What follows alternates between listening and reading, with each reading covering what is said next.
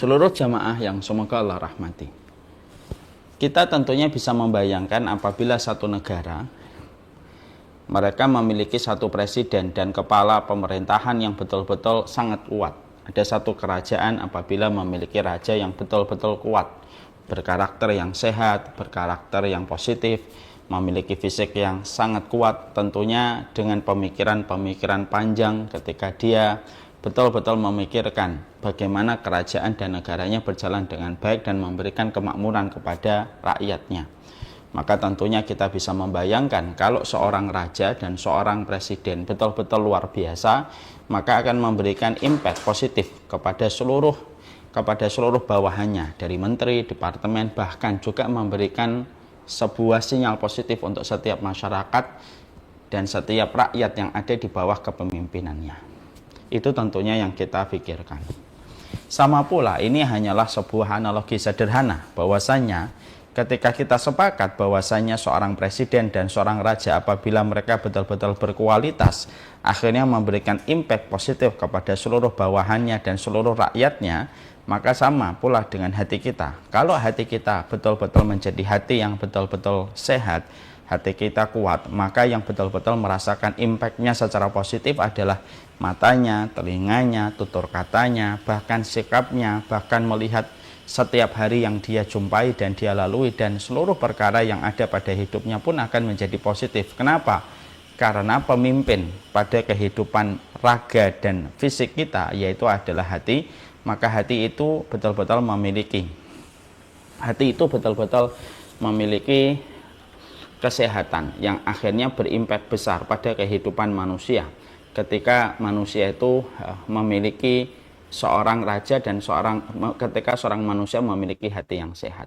Inilah yang menjadikan kita harusnya mengerti kebahagiaan itu terletak pada hati, kesengsaraan itu pun terletak pada hati, kelapangan terletak pada hati, rasa kesempitan itu pun terletak pada hati. Karena sekali lagi, hati itu diletakkan oleh Allah pada kehidupan manusia tidak hanya sekedar menjadi organ, tapi sesungguhnya hati diletakkan oleh Allah pada kehidupan kita untuk menjadi penentu dari seluruh apapun yang kita lakukan, aktivitas yang kita kerjakan, maka itu sangat terkait dengan hati yang tentunya mendapatkan perhatian dari kita sebagai orang yang beriman. Makanya Masya Allah ya, kita tidak pernah menjumpai ayat di dalam Al-Quran kecuali merupakan ayat itu begitu banyak ketika menjelaskan tentang bagaimana menjaga hati. Kita tidak pernah dapatkan hadis kecuali banyak sekali hadis yang menjelaskan bagaimana kesehatan hati kita. Karena sekali lagi saya perkuat quote-nya, karena sesungguhnya hati merupakan letak kebahagiaan sebagaimana dia letak kesengsaraan. Hati merupakan letak dari kelapangan sebagaimana sebaliknya. Hati bisa berpotensi menjadi letak kesengsaraan ketika kita memahami begitulah aturan kehidupan yang telah ditetapkan oleh Allah. Maka inilah yang menjadikan kita paham kenapa Allah selalu memperhatikan hati kita, dan tidak ada Rabb yang paling detail memperhatikan hati setiap makhluknya kecuali adalah Allah. Ya karena begitu besarnya impact hati akan menentukan bagaimana perjalanan dalam kehidupan kita dan kualitas kehidupan kita. Itu berpulang dan itu kembali kepada hatinya di dalam melihat segala sesuatu yang ada pada kehidupan mereka. Makanya Rasulullah tidak salah ketika Nabi mengatakan kepada kita, ala inna fil jasadi mudghah. Sesungguhnya di dalam tubuh kita ada segempal daging. Kalaulah segempal daging itu baik, seluruhnya akan menjadi baik. Kalaulah segempal daging itu buruk, maka yang lainnya pun akan menjadi buruk. Dan itu tidak lain dan tidak bukan, itu adalah hati kita. Dan itulah yang menjadikan kita paham betapa pentingnya memperhatikan hati kita dalam seluruh perkara yang kita lakukan, dalam seluruh aktivitas yang kita kerjakan, karena apapun yang difikirkan oleh hati kita sangat berpotensi untuk membentuk kelapangan, sebagaimana sebaliknya. Apa yang dilakukan oleh hati kita sangat berpotensi untuk membentuk kerumitan dan kecelakaan di dalam kehidupan kita. Ada orang mati bunuh diri, itu pun kaitannya dengan kondisi hatinya, jiwanya, yang mempengaruhi pikirannya. Ada orang sampai melakukan tindakan kejahatan, tidak punya belas kasih, itu pun ada kaitannya dengan kesehatan hatinya yang mempengaruhi pikirannya, melahirkan tindakan yang dia lakukan.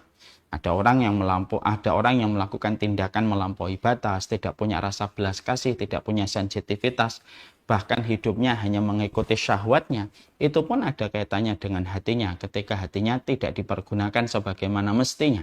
Hatinya sakit, hatinya lemah, dan akhirnya didominasi oleh syahwatnya.